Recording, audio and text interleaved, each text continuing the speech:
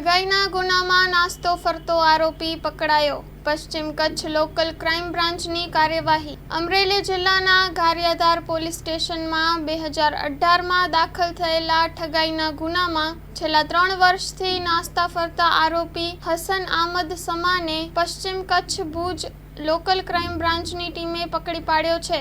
આરોપી વિરુદ્ધ આઈપીસીની વિવિધ કલમો હેઠળ ગુનો નોંધાયેલો હતો તથા નામદાર કોર્ટ ગારિયાધારમાં સતત ગેરહાજર રહી ફરાર હતો. પોલીસ ઇન્સ્પેક્ટર HR જેઠી અને PSI JB જાદવના માર્ગદર્શન હેઠળ પોલીસ હેડ કોન્સ્ટેબલ અને પોલીસ કોન્સ્ટેબલ બાતમીના આધારે આરોપીને ભુજના ખારી નદી 4 રસ્તા પાસે ચાની હોટલ નજીકથી ઝડપી લીધો. પૂછપરછમાં આરોપીએ પોતે નાસ્તો ફરતો હોવાની કબૂલાત આપી. ગુનાની કાયદેસર કાર્યવાહી માટે આરોપીને Bhuj A division police station મારફતે ગારિયાધાર પોલીસ સ્ટેશન અમરેલી ખાતે સોંપવામાં આવ્યો છે.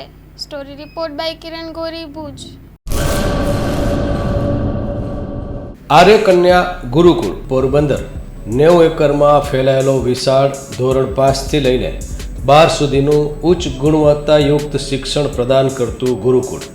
સ્થાનિકની કન્યાઓ માટે KG થી લઈને ધોરણ 12 સુધીના શિક્ષણની સુવિધા. અહીં ગુજરાતી અને અંગ્રેજી માધ્યમો પણ ઉપલબ્ધ છે.